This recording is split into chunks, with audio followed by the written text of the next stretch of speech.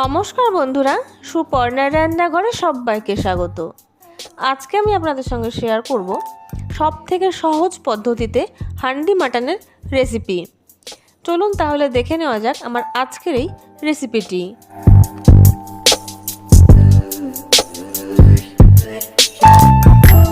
আমি এখানে 1 কিলো খাসির মাংস নিয়েছি।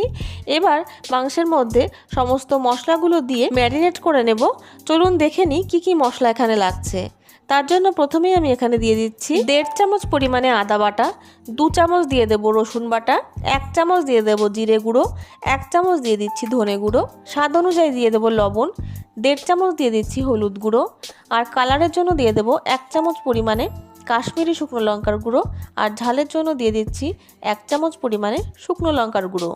এবার দিয়ে দিচ্ছি কুচনো পেঁয়াজ। আমি এখানে 1 কিলো খাসির মাংসের জন্য হাফ কিলো পেঁয়াজ নিয়েছি। খাসির মাংসে কিন্তু সব সময় পেঁয়াজের পরিমাণটা একটু বেশি লাগে।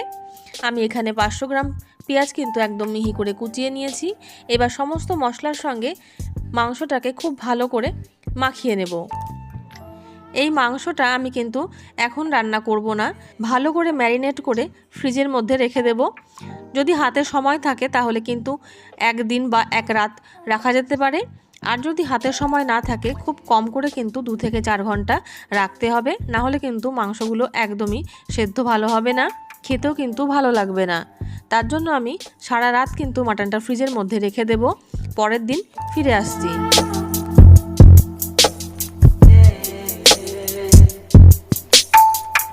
মাংসটা সারা রাত ফ্রিজে রাখার পরে সকালবেলায় কিন্তু বের করে নিয়েছিলাম। প্রায় 3 থেকে 4 ঘন্টা পরে এবার কিন্তু আমি মাংসটা রান্না করব। ফ্রিজ থেকে বের করে সঙ্গে সঙ্গে কিন্তু রান্না করবেন না, অবশ্যই কম করে 2 ঘন্টা আগে বের করে রেখে তারপরেই কিন্তু রান্না করবেন। দেখুন মাংসের মধ্যে কিন্তু খুব সুন্দরভাবে মশলাটা ঢুকে গেছে। আর রান্নার জন্য যে হাঁড়িটা আমি ব্যবহার করব সেই হাঁড়িটা আমি নিয়েছি, আমি এরকম একটা হাঁড়ি নিয়েছি। হাঁড়িটার মধ্যে সারা রাত আমি জল দিয়ে ভিজিয়ে রেখেছিলাম। হাঁড়িটা ভিজিয়ে রাখার দুটো কারণ। এক হচ্ছে হাঁড়িটা যখন আমি উনুনের উপরে বসাবো হাঁড়িটা ফেটে যাওয়ার কোনো চান্স থাকবে না। আর রান্নার সময় যে তেল ব্যবহার করব সেই তেলটা কিন্তু হাঁড়িটায় টেনে নেবে না। তার জন্য আমি হাঁড়িটা সারা রাত ভিজিয়ে জলটা ঝরিয়ে একদম কিন্তু ভেতরটাকে এইভাবে শুকিয়ে নিয়েছি। তারপরে কিন্তু রান্নার জন্য এবার আমি ব্যবহার করব। যদি পুরনো হাঁড়ি হয় তাহলে কিন্তু এগুলো করার একদমই প্রয়োজন হয় না। এটা যেহেতু নতুন হাঁড়ি তার জন্য কিন্তু আমি জলটা দিয়ে রেখেছিলাম। এবার রান্নাটা শুরু করব। গ্যাসটা ধরিয়ে নেব, তারপরে হাঁড়িটা বসিয়ে দিচ্ছি। হাঁড়িটা একটু গরম হলে সরষের তেল দিয়ে দেবো। দিয়ে দিচ্ছি সরষের তেল।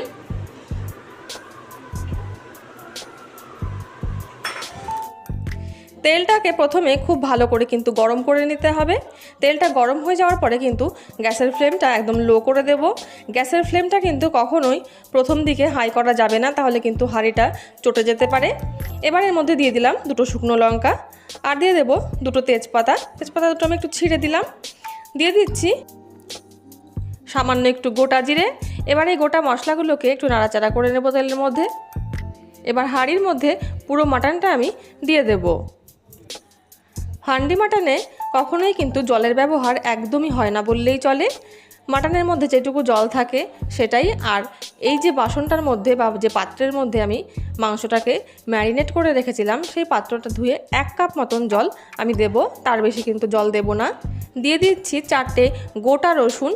এই মাংসের মধ্যে কিন্তু একটু গোটা রসুন দিলে রসুনটা খেতে বেশ ভালোই লাগে। আর দিয়ে দিচ্ছি মোটা দানার কয়েকটা ছাড়ানো রসুনের কোয়া।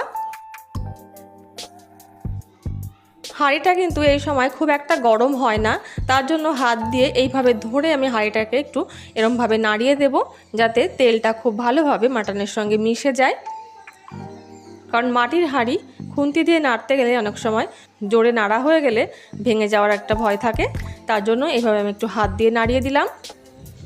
এবার হাঁড়ির মুখটার মধ্যে এইভাবে চারিদিক দিয়ে একটু আটা দিয়ে ঢাকনা দিয়ে আটার সঙ্গে লাগিয়ে একদম মুখটা কিন্তু সিল করে দিতে হবে, যাতে কোনোভাবেই ভেতরের হাওয়া বাইরে না বেরোতে পারে।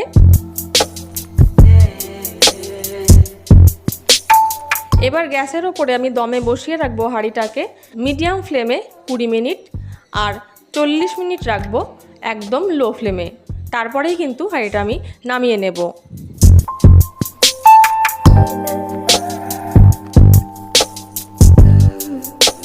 ময়দাটা যেহেতু গরমে একদম শুকিয়ে আটকে গেছে, তার জন্য আমি এইভাবে একটা চাকু দিয়ে প্রথমে একটু মুখটা খুলে নিলাম, তারপরে ঢাকনাটাকে এইভাবে সরিয়ে নেব।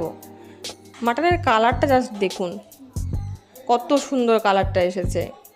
হান্ডি মাটন কিন্তু একদম রেডি।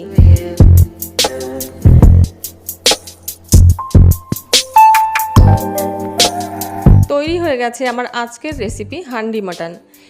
এই সিম্পল হান্ডি মাটনের রেসিপিটি আপনাদের কেমন লাগলো তা কিন্তু আমাকে কমেন্টে জানাতে ভুলবেন না। ভালো লাগলে ভিডিওটিকে লাইক এবং আমার চ্যানেলে নতুন বন্ধু হয়ে থাকলে চ্যানেলটিকে সাবস্ক্রাইব করে আমার পাশে থাকার অনুরোধ রইল। চলে আসবো অন্য কোনো নতুন রেসিপি নিয়ে আপনাদের সামনে। ততক্ষণের জন্য নমস্কার, সবাই ভালো থাকবেন, সুস্থ থাকবেন।